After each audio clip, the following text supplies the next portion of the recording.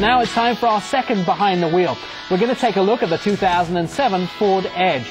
Now this is the second attempt at a crossover for Ford. Their first attempt was the Freestyle. This vehicle has a limitation in passengers. It only seats 5, but it does come with a V6 and 265 horsepower. Well, one of our team members really loved this vehicle. I'm sure we'll find out which one it was while Dennis and Ian look at the 2007 Ford Edge. First up for the Ford Edge is Q Factor. It's the gadget or tech score, and the Vista roof, although it is kind of a curb appeal feature, kind of lends itself to Q Factor as well. Well, sure, when you have two moonroofs in one vehicle, it's always better for the Q Factor. What impresses me more with this new Ford Edge is the way that Ford has brought almost a whole new family of electronics to this vehicle. The navigation system is absolutely top-notch. It is European luxury quality vehicle stuff. I mean, it's usable, the sound system is good, it has a very user-friendly adjustability to it. All the buttons in the steering wheel, which there might be too many buttons in this steering wheel, but it's the fact that you can access them really easy. And, you know, this sounds really corny, but you know what? When I can put my elbow in the center console and my hand falls right where the volume and the controls are for switching the station, that's money for me. Yeah, absolutely. The one thing that I like about this thing in regard to Q Factor as well is you can't get the Vista roof with the DVD system for the family in the headliner like most cars have, but if you do get the Vista roof, they split it and put two plasmas in the back headrest. So I think that's kind of a neat feature from the factory. Perfect for me. Hey, who doesn't like TVs in the back? How are we going to score? 4 for Q Factor.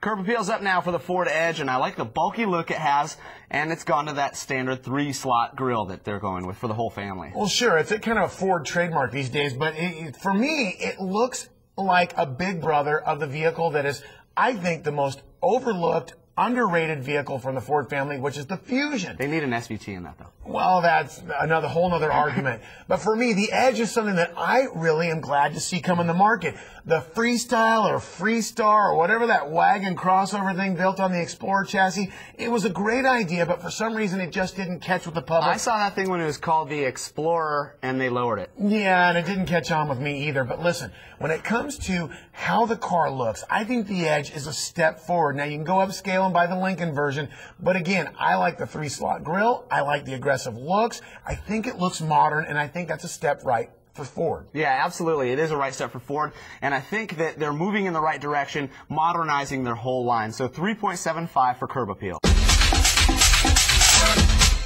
Performance is up next for the Ford Edge, and every one of them comes with a 3.5-liter V6, and then it's got the viscous coupling all-wheel drive system. You don't know what you just said, did you?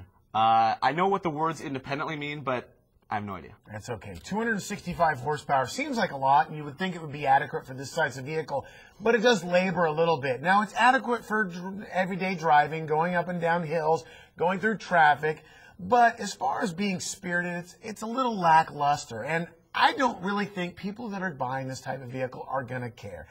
Day to day, it's more than enough. Racetrack, not nearly enough. We'll go 3.5 on performance for the Ford Edge.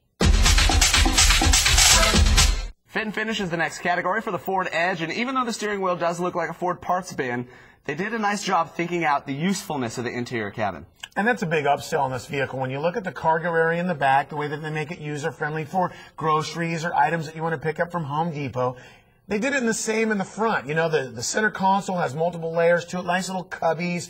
And then when you go to the material choices, more so than any other Ford I've driven in a long while, it really is a great blend of the leather, the materials on the dash, the headliner, all those little things that have been a constant knock with domestic products. This Edge really does, well, I'm going to say it, gives it an edge against its competition. I know that's campy, but hey, listen, I liked it. I really am genuinely impressed with this vehicle, and from the performance standpoint, and obviously from fit and finish. The other thing that I like is that they didn't just think about the front occupants, they thought about the back occupants with the Vista roof and reclinable rear seats. It's a neat feature that not very many cars have, especially when you're talking about a crossover. They fold forward and go away, but they don't recline for long road trips, so that's neat. 3.75 for fit and finish. Finally, drivability for the Ford Edge, and I think the important feature that makes this vehicle very drivable is creating the perfect driving position. It's got the great tilt telescoping steering wheel, and the power seats allow you to get in the right position, which oftentimes when you're driving an SUV, you kind of get that like whole truck feel. In this, you really feel like you're in a, you know, a sedan or a... I like the way you kind of up on the wheel there. That was an interesting little, you know, visual effect there. Hey, I'll start from one end and I'll go to the other. Exterior, great looking vehicle with nice lines that flow. That standard 3-slot grille that Ford has adopted their family really does bring it up to snuff with other vehicles in this category. Interior wise, it's useful. The material choices are there. The build quality is there. The day-to-day usefulness of the vehicle is there. I mean, I have not been this impressed with another Ford product since I drove the Fusion. I've already referenced to that car a couple times of why I love that car so much are all the reasons why I like this so much. Yeah, also, the thing that I like is that it's a composed, soft feel in a vehicle that is really well put together. I mean, it is a little underpowered, but for drivability, a Ford for the 4 Edge.